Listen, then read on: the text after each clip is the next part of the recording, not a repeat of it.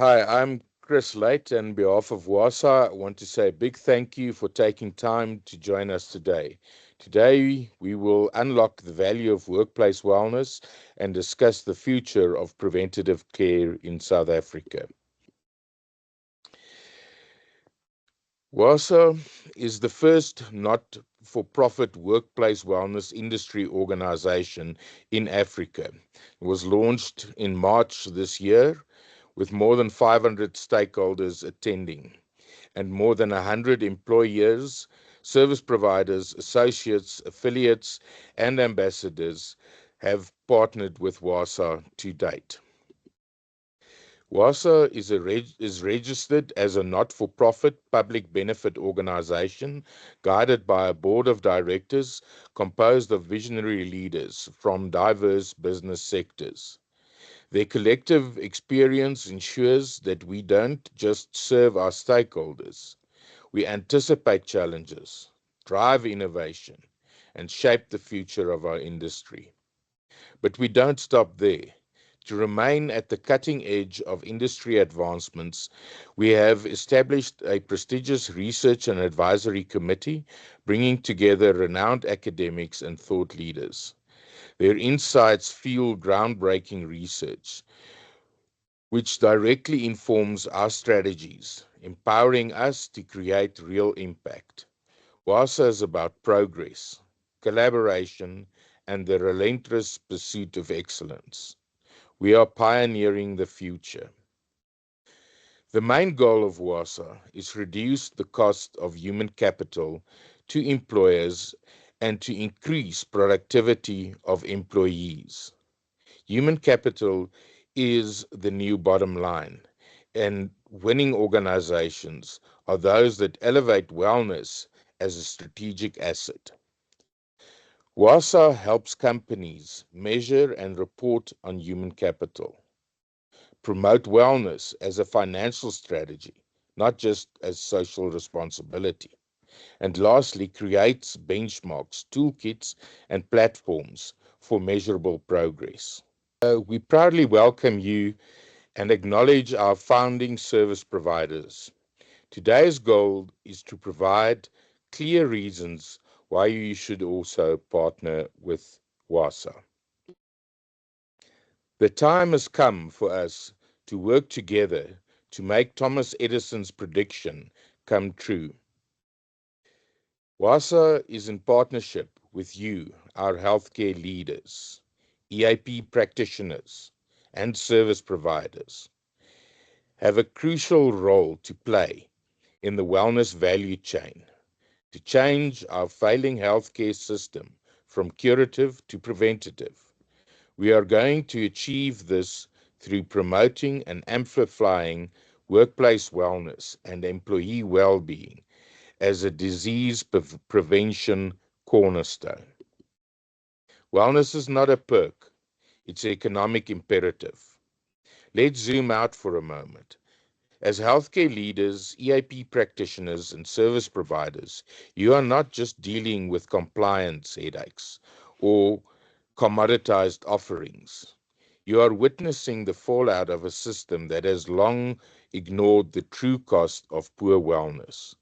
Wellness has been treated as fluff, often delegated to HR or backroom HR or annual check-ins. But in truth, it is the hidden engine of our economy. South Africa loses 12 to 16 billion rand a year to absenteeism. But presenteeism, people showing up but underperforming, cost a staggering 235 billion rand or 4.3% of our GDP. The average employee loses 27 working days a year, but only 9 are actual sick days. The rest, burnout, stress, poor mental health. Wellness is not a soft skill. It is smart economics. As Dr. Themba Hadebe said, a well-structured wellness program is a win-win. Healthier employees drive engagement, resilience, and productivity. And the World Bank agrees. To unlock South Africa's future, We must unleash our human capital. That starts with well-being. This puts you, our healthcare leaders, EAP practitioners, and service providers at the center of the solution. If your clients want to thrive in the future economy, wellness can't be optional. It's mission critical. South Africa's wellness opportunity. Let's explore it and as a chapter for new growth. After a decade of stagnation, there are signs that the South African economy is turning a page. The finance minister recently declared that rebuilding the economy won't come from government alone. It needs you, healthcare leaders, EAP practitioners, and service providers to help turn strategy into impact. Your role is critical.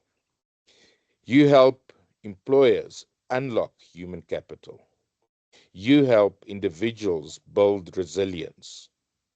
You are the bridge between the wellness economy and growth. But there is a catch, the wellness gap. North America invests $5,768 per person per year in wellness. Europe, it's over $1,700, and the global average is $788. Yet, in sub-Saharan Africa, including South Africa, it's just $74. Ladies and gentlemen, this is not a gap. This is an untapped market, and WASA is here to help close that gap. We are building a national movement, empowering healthcare leaders, EAP practitioners, and service providers to position wellness as a strategic driver, not with messages or slogans, but with ROI metrics, real returns, toolkits, and real impact. A recent global workplace report by Gallup shows when organizations successfully engage the well-being of employees, they experience a 240% boost in performance-related business outcomes. Imagine a South Africa that doesn't just grow, but leads Africa in workplace wellness. Let's build this together. Uh, Apologies. Right, so human capital is the new bottom line. Winning organizations are those that elevate wellness as a strategic asset. Across global research, executive reports, and business cases, the message is clear. Neglecting human capital isn't just short-sighted, it's expensive. Without investing in well-being, innovation slows, resilience drops, and talent walks out the door. Nobel laureate Daniel Kahneman reminded us that real well-being isn't just about salary, it's about daily experiences, stress levels, and purpose. And these are now measurable, actionable business drivers. Oxford University and Indeed, a leading recruitment company, did a global study of 17 million workers that showed well-being equals return on investment. Companies that prioritize wellness outperform in productivity, retention, talent attraction, and financial returns. In South Africa, ABSA's leadership proves it's possible. With wellness embedded in their culture, they've raised the bar on employee health and delivered real business value. WASA will help you lead the shift. We will equip healthcare leaders, EAP practitioners, and service providers to drive this change, helping you to help companies measure and report on human capital. Promote wellness as a financial strategy, not just a social responsibility. Create benchmarks, toolkits, and platforms for measurable progress. Workplace wellness isn't a perk, it's a lever that shifts business models. Let's move from surviving to thriving together. Organizations that neglect to invest in acquiring, nurturing, and expanding the potential of their human capital are losing their competitive edge. A workforce is not just an expense, it's the driving force behind innovation, resilience, and long term success in organizations. Without strategic investment in talent development and well being, businesses will struggle to adapt, compete, and thrive in an ever evolving marketplace. Research show that on average, employers invest between 1 and 3% of payroll cost into workplace wellness programs. A comprehensive workplace wellness program should cover these 8 dimensions and address employee well-being efficiently. At the heart of our approach is the wellness wheel, a visual and strategic framework that helps organizations move beyond fragmented wellness efforts. We've all heard it before. Yes, we already have wellness initiatives. But in reality, those initiatives often live in silos. HR might run a stress management course. Finances might promote a savings plan. And operations might have health and safety rules.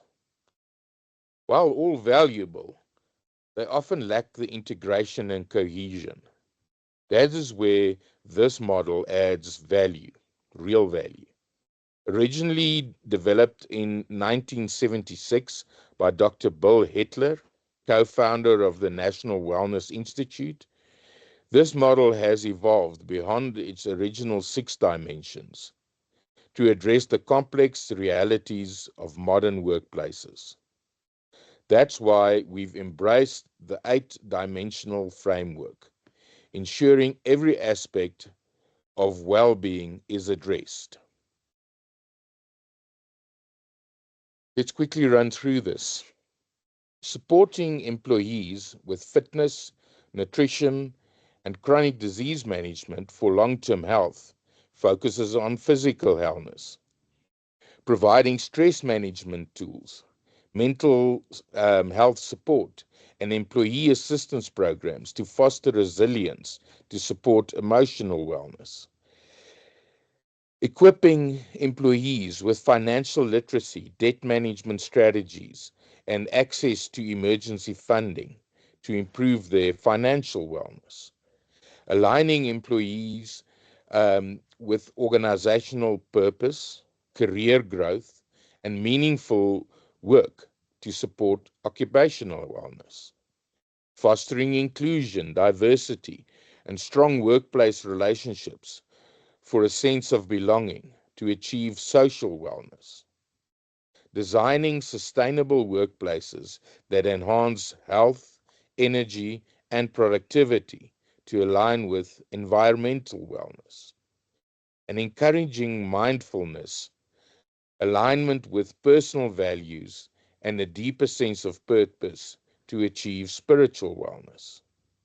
And finally, promoting continuous learning, upskilling, and cognitive development to empower employees to improve intellectual wellness. When each of these dimensions is thoroughly implemented and aligned, we move from a box ticking exercise to real impact. It helps organizations reduce duplication, lower cost, and generate data that actually reflects employee well-being, not just as isolated outputs. It is now my honor to introduce Dr. Temba Hadebe that will share his insights with us. Over to you, Dr. Hadebe. Thank you, Chris, and good morning to all the colleagues and esteemed guests that we have online today with us. If I may just take control of the, there we go.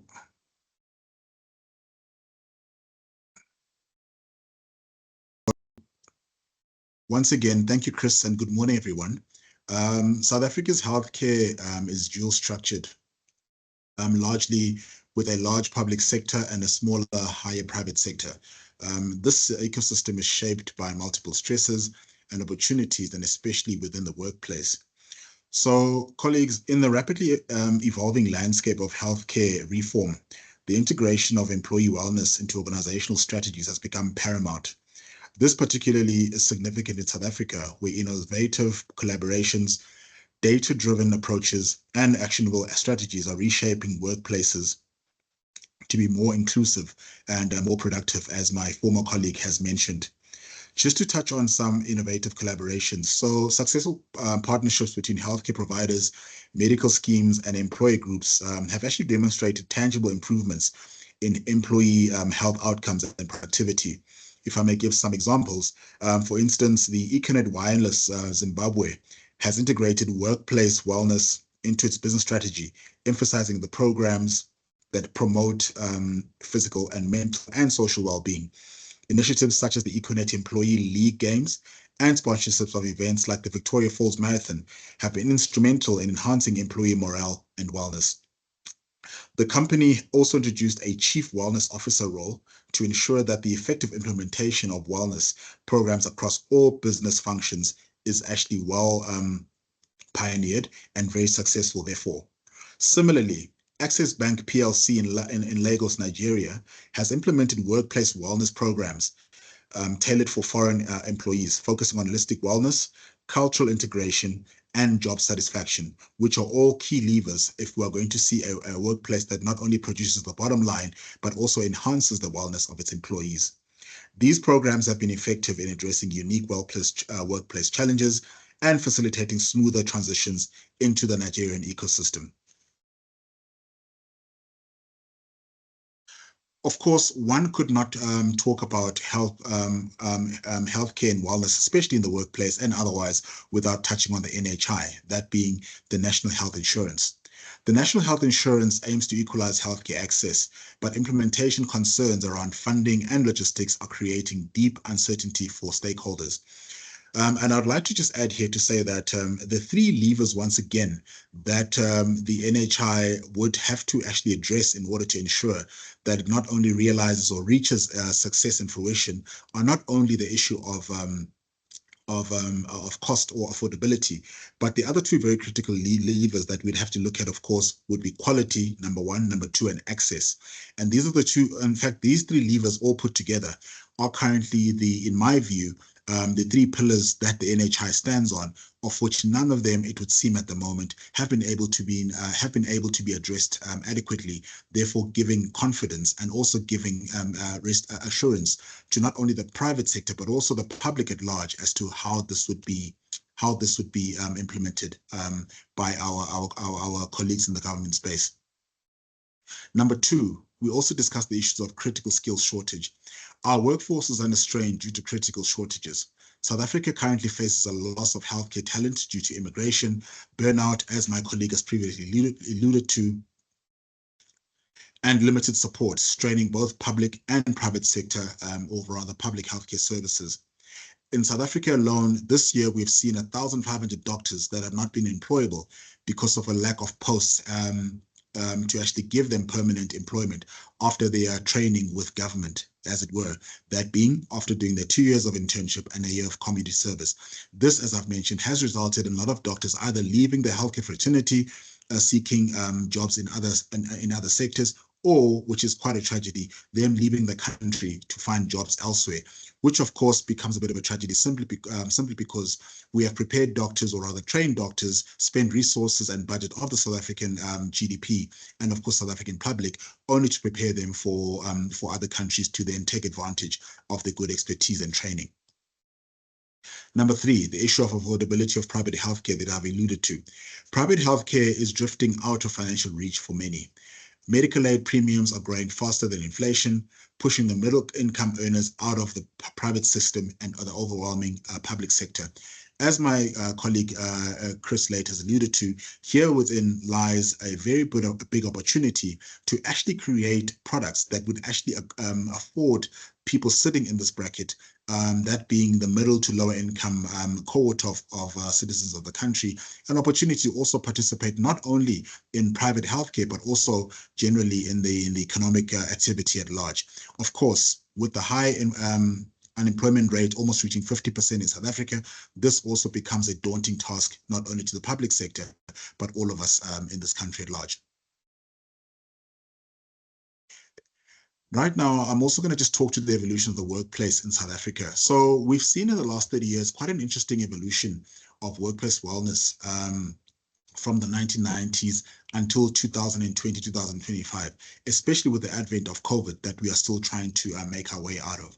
In the 1990s, we saw employee assistance programs really focus on crisis response and counseling, which, as my colleague has alluded to, needs to really change now, because we're actually trying to move away from what we call sick or reactive medicine to actually preventative medicine, therefore ensuring that members of the public, or rather users of the public and private health system, are actually encouraged to take care of their health, number one. Number two, to also encourage a culture of longevity rather than practicing what we call sick medicine. In the 2000s, we saw health and safety compliance, a surge in health and safety compliance, where workplace HIV programs and legal compliance were actually quite championed. As much as these are still actually quite important and still quite pertinent to the workplace, once again, it is very important that we need to actually now take the buck, or rather take the bar higher, where we not only practice a culture of reacting to HIV and any other mental or any other programs or health issues in the workplace, but rather we encourage members to take full accountability of their health, and of course ensuring that they actually are being fit and healthy, therefore being able to be more productive in the workplace. 2010 to 2020, we saw a surge in wellness days. My colleague once again has alluded to this, where screening, workplace events, fitness initiatives were actually integrated into the workplace, which was very good. I think this has actually created a platform where we can now take on the issue of, as we've said, preventative health to the next level, where we are now integrating, which is what is happening at the moment, integrated workplace wellness, where we see holistic strategies linking mental health, physical health, financial well-being, and actually preparing our workplace, or rather the workplace, for the future, and therefore ensuring that all dimensions of the employee well-being are actually being catered for, and all aspects of the biopsychosocial and the spiritual aspect of member wellness are actually equally catered for or addressed. So what is the opportunity ahead that we have? We have an opportunity to integrate workplace wellness as a stabilizing force. Workplace wellness strategies can relieve pressure on public health, reduce employee costs, and of course, improve productivity. The most stable and scalable opportunity in an evolving, which is the most scalable and stable opportunity in an evolving healthcare landscape.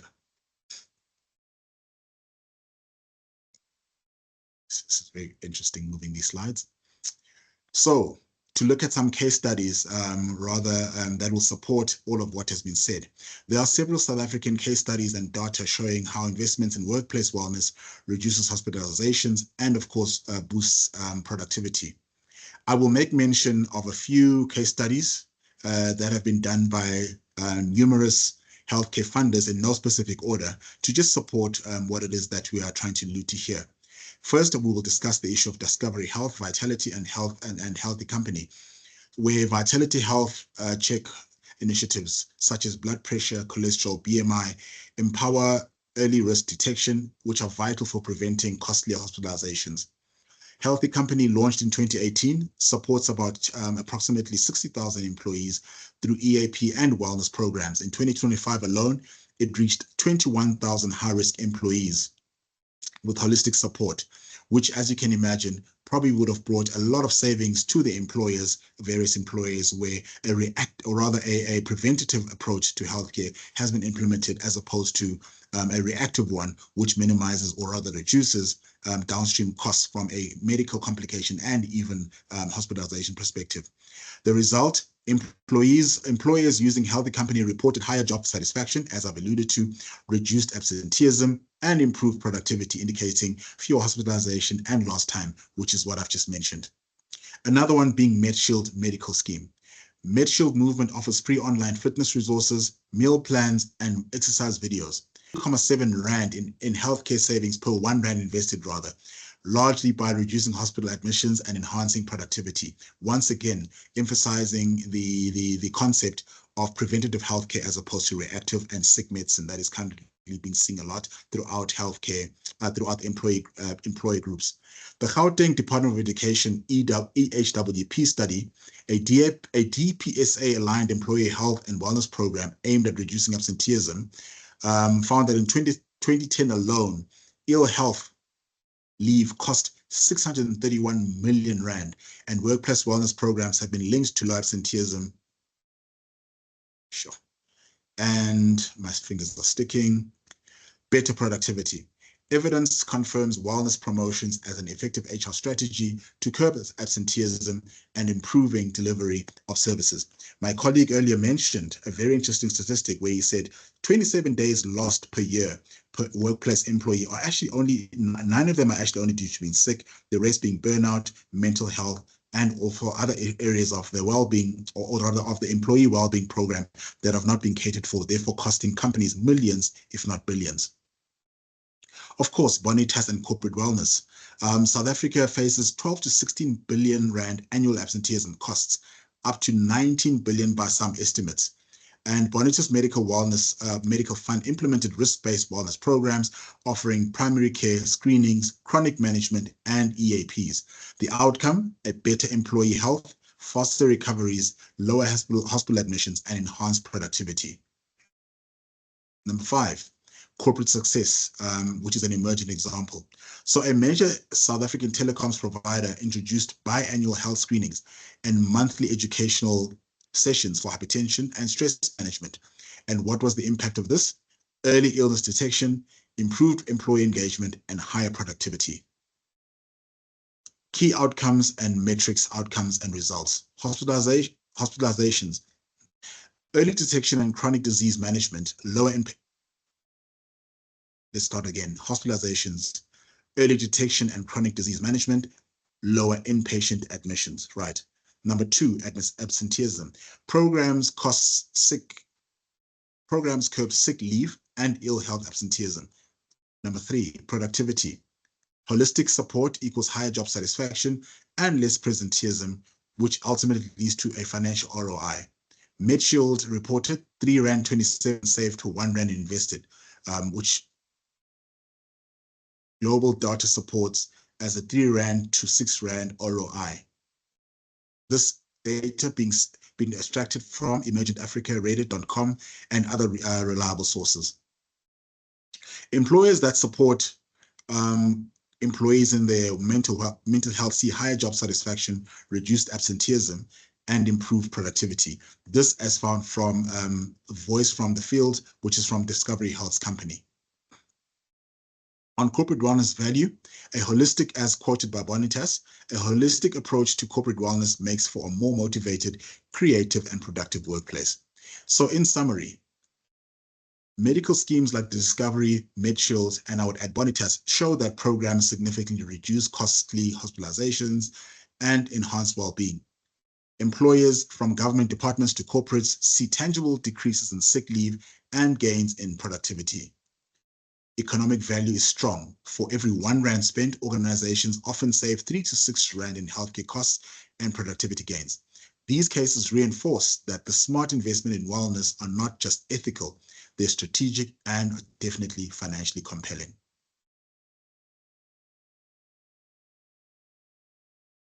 Co-creation of workplace wellness solutions among service providers, employers, and health systems is not just best practice. It is actually a strategic necessity, and I'm going to give you a few reasons why.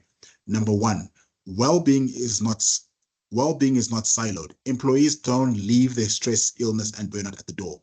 Co-creation ensures all parties align around a shared goal, a healthy, productive, and workforce. This joint ownership leads to greater accountability and sustained outcomes.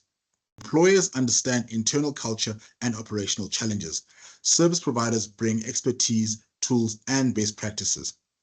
Health systems offer clinical insight, population data, and continuity of care. Together, they build fit-for-purpose programs, not generic or one-size-fits-all models.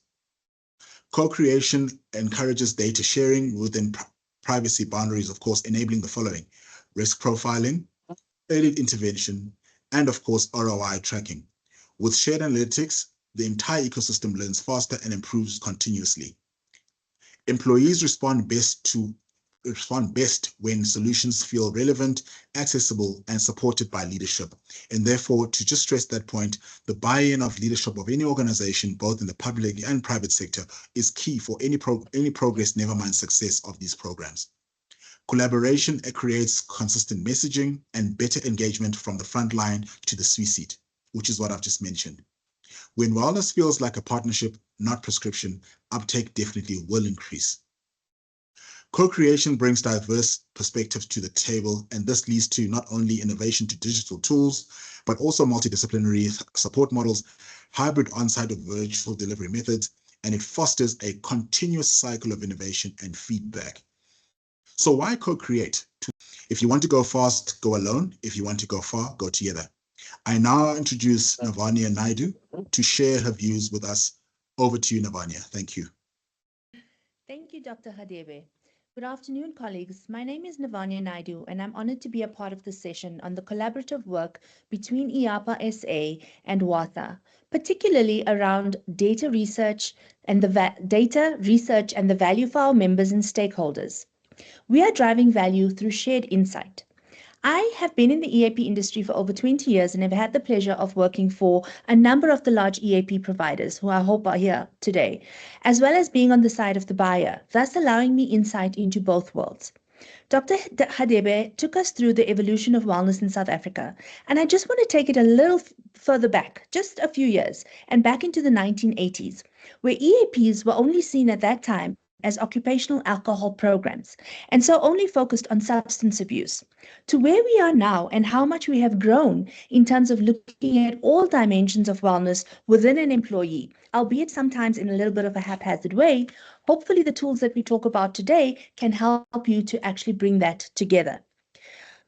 Our two organizations, WASA and IAPA SA, our two organizations have a shared commitment to enhancing employee well-being and professional excellence in our field. This collaboration is more than alignment. It is about shared goals, aligned values, and a joint mission to drive evidence-based practice, especially in research.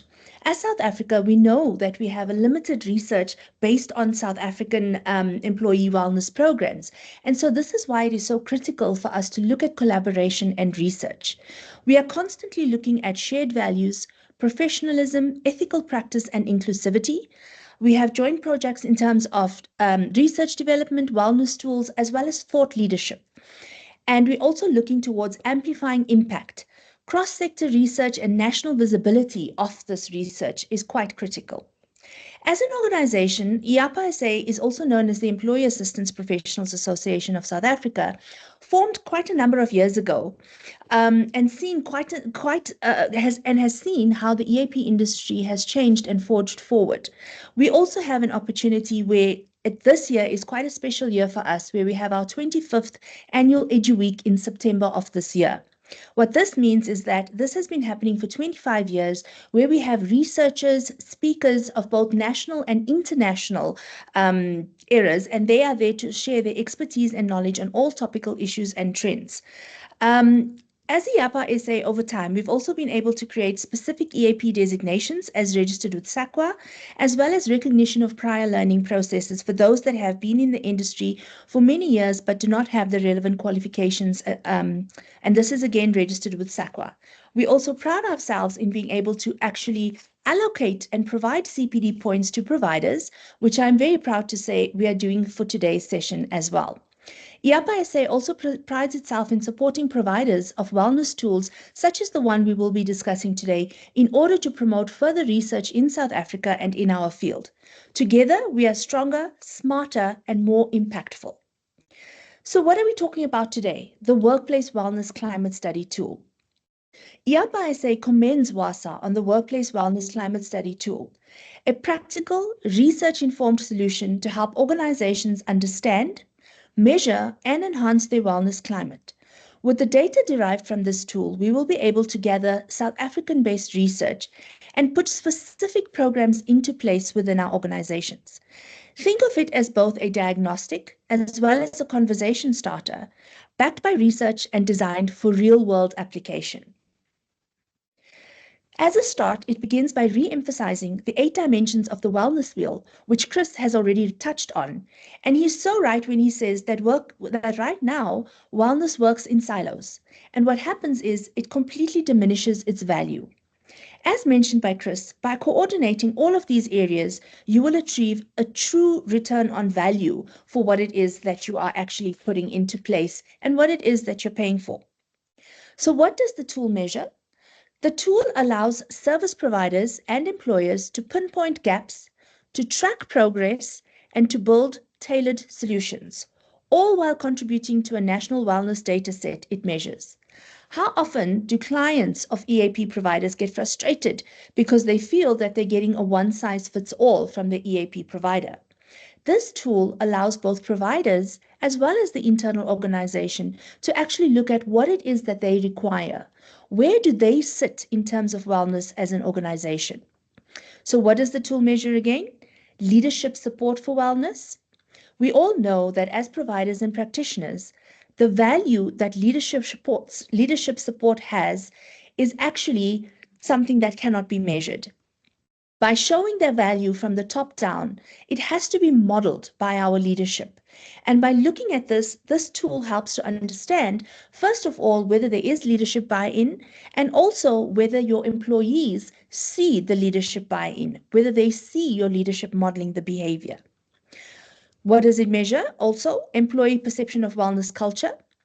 If your employees believe it is a tick box exercise, they will not be committed. If your employees believe that the company does not have a wellness culture, that everything that is done is simply to placate or to keep the employees happy, so to speak, by saying, oh, well, we do have the program, they will not be committed and they will not participate in these programs, thereby making your program inefficient and also not really helping those that require the assistance. Access to wellness resources and services. So it looks at whether or not employees are able to access the services quite easily. Do they know how to access the service? So how much awareness is there? How often is awareness created? Perhaps your program requires more awareness because people are not sure that there is a program in place. They do not know how to make contact. And they also don't know what services are available and who it's available to. We know that a lot of EAP programs are available to both the employee as well as the immediate family members. Do your employees know this? Because it can certainly be seen as an extreme value add.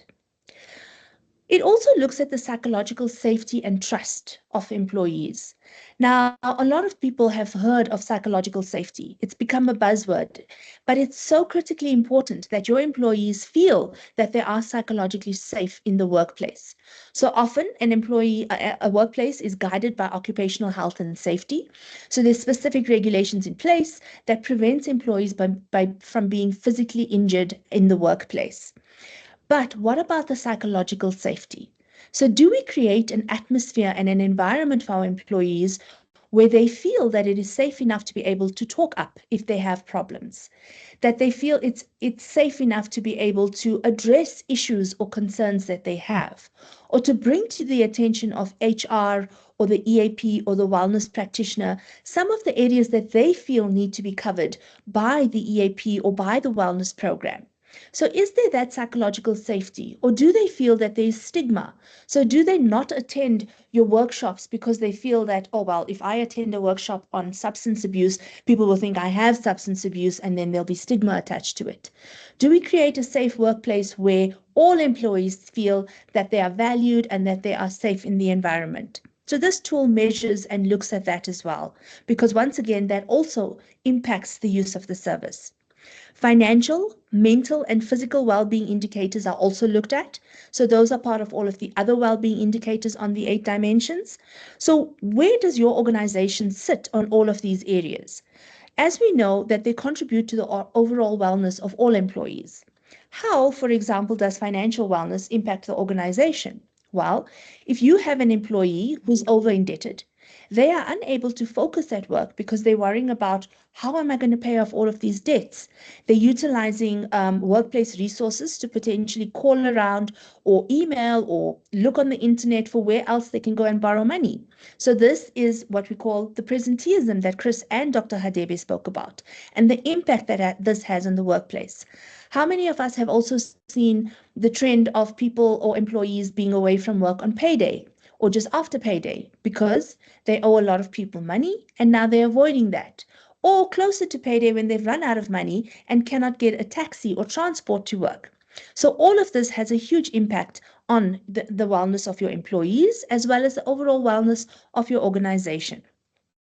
So it's important also to understand, just to go back to psychological safety, that often employees may also feel that the service is there to catch them out in some way, or they simply don't use it because they don't believe in it. So especially in places where, for example, you have unionized areas or unionized workforces, it's important to get the buy-in and make sure that the unions themselves understand the benefits of these programs in order to create that psychological safety. So how can service providers utilize this tool? For service providers, practitioners as well, this tool becomes a value add and a differentiator in understanding your client, your organization, and how to make sure that you perfect the program that you create for them. You can use it as part of a client onboarding or even wellness assessments.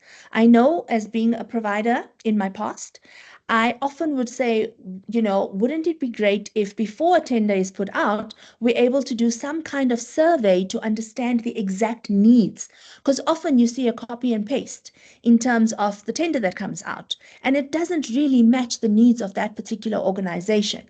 So the utilization of this tool could essentially assist you to understand what it is that your wellness program needs to focus on.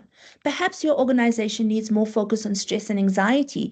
It's a law firm, it's an accounting firm. We know there's a lot of stress. Perhaps it's you need a lot of more financial wellness. So then you can build your program up and build it financially as well in those targeted areas. You're able to generate actionable insights to design your targeted interventions prior to creating that program for the client. So again, this is in your best practice or in your best case scenario. Doesn't always happen purely because we don't always have the opportunity. Importantly, you're also able to benchmark against industry trends. This is something that we do not have right at the moment, and that's because there is a lack of research. So being able by engaging with this tool, it means that we get more data in a South African context that we can even further compare to international data. We often say that South Africa is very different, our cultures are different, our people are different. So how do we compare? We're also able to participate in collaborative learning, thought leadership, and published research. So as part of IAPA SA, I hold the education and research portfolio. I also am part of looking at the research on an international level and sit on that committee as well. And it is quite saddening to see that there isn't much research in the psychological base. The South African based. Yes, we see the research that comes out of the university master's degrees or PhD degrees in line with the EAP, but not much else is seen in terms of these research papers. So what else is important? How else can service providers use this tool? The feedback that's already been received is helping to shift, have stated that it's already helping to shift wellness from a checklist to a strategic dialogue, thereby allowing us to create meaningful programs based on needs and not just the norm or the basic outline of what an EAP program is supposed to be. How then can you access this tool? Accessing the tool is actually quite simple and secure. It is hosted inside the WWASA Knowledge Vault, which is the www.wasa.org.za. Registered service providers can log in using their service provider credentials and will be given a step-by-step onboarding tutorial through the website as well. Employers and service providers can contribute anonymized data and receive quarterly insights report to compare themselves to others in South Africa. I have had so many organizations call me up and say, Navanya, what is the benchmark right now? What is it that we should be looking at when going out on tender for our EAP or our wellness program? What should we be including in our wellness program? And it's so hard to answer unless you have an in-depth understanding of that organization and also how you benchmark against similar industries or the same industry in South Africa. So finally, by using this tool and contributing data, you're not only helping your clients, you're also shaping national benchmarks and trends. Your participation supports evidence-based advocacy, sector-specific wellness reporting, policy development for healthier workplaces. As we often say, what gets measured gets managed. As it stands, most research comes through the Workplace Outcome Suite, which is an international scientifically validated survey. IAPA SA currently works with international authors such as Mark Attridge, who utilize the WAS tool. However, we find that even with that, there is not a lot of South African participation in research in general. So we are very excited to see the data which comes out of the Workplace Wellness Climate Study tool that is positioned by WASA, and very excited to work with you on this journey as well. In closing, my final call to action is, if you are a service provider, an employer, or even a practitioner, this is your invitation to log in, to explore the tool and be part of the data-driven movement transforming workplace wellness in South Africa. And remember something, collaboration isn't just a nice to have, it is our strategic advantage. I now hand over to Chris. Thank you, Navanya. That was very insightful, and we are very much looking forward to the journey with you. So the road ahead is clear. We need to take hands and work together to make South Africa great again. From Dr. Hadebe's insightful view on the potential of workplace wellness, driving down healthcare costs, to Navania's putting the spotlight on the tool and services offered by WASA, to EAPSA, to increase productivity of employees that results in high return in investments for companies. WASA, in cooperation with IAPA SA, offers the following benefits to service providers. Firstly, a platform for professionals to connect and network with other individuals in the field, which can lead to new opportunities and collaborations. Secondly, training, accreditation, certification, and other educational resources, which help to stay up to date on the latest research and industry trends and enhance skills and knowledge, as Navanya has alluded to before. Thirdly, to become a voice for the industry, representing the interest of stakeholders and advocates for policies and initiatives that support the growth and development of the industry. Also conducts research and collect data on industry trends, best practices, and outcomes, which provides valuable insights to stakeholders and the broader industry. As service provider, you can promote the industry and stakeholders through marketing and public relations efforts. That's what WASA will help with, which increase visibility and attract new clients and customers. Facilities and collaboration on partnership amongst stakeholders, which lead to new business opportunities, shared resources, and development of new products and services. Then also developing and promoting standards and guidelines for the industry, which ensure concise that ensures consistency and quality in the products and services offered by services and product providers. And lastly, develops a network of workplace wellness ambassadors to grow the industry. To partner with WASA, service providers must submit an online application via the WASA website. Service providers sign a code of conduct. WASA submits the WASA service provider certificate and code of conduct for display in a prominent position. Service providers are profiled then on the WASA website. WASA receives employer data via Workplace Wellness Climate Study, as the tool that Navanya referred to, also audits and assessments. WASA can analyze the data and submit a workplace wellness audit report to employers with recommendations of wellness initiatives. Employers select wellness initiatives from WASA. WASA connects service providers with employers. I think this is the core. Employers select and appoint service providers. Employers upload employees and work on the workplace wellness support system, and service providers activate the workplace wellness initiatives. WASA submits an annual workplace progress report to employers and service providers. Well, we all want to know what this will cost if you join WASA. My challenge the expectations. I want to reframe the question as follows. What value can I expect and what will my investment be? You see, this reframed question is based on the principles that consumers will only exchange money when they perceive the value exceeds their investment. We conducted a benchmark study to assess the value that WASA offers. Conservatively, the following values are provided.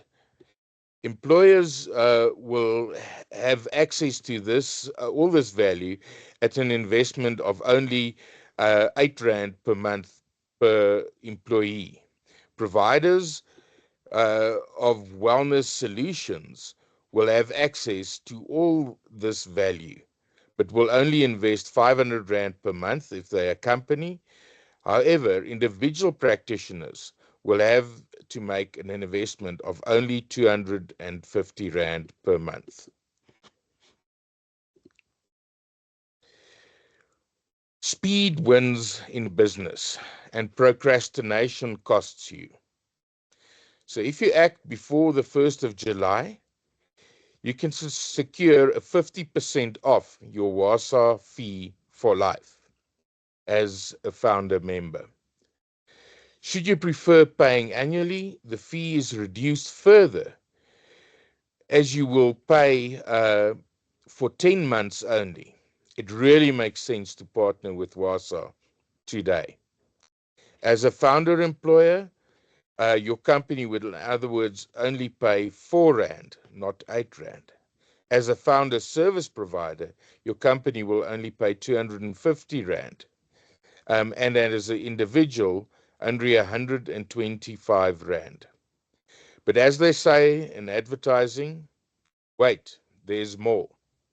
The good news is that if you are a registered practitioner with IAPA SA, you will receive a further 50% discount.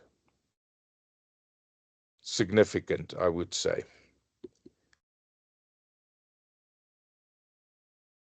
To qualify for the founder discount, you must simply complete and submit the application form from our website on or before the 1st of July. Within 3 days of payment of your fee, you will receive your certificate and as well as your login credentials for access to the Knowledge Vault on WASA's website. Thank you for being part of this journey, and we look forward to welcoming you as a founder service provider. Let's make this movement one that truly transforms the way we work and the way we live. Our journey with you as healthcare leaders EAP practitioners and service providers is starting today. That concludes the presentation, and I'm opening the floor for any questions you might have. All right, laat ek hom gou bel. All right. Right, sterkte daar. Dankie, bye.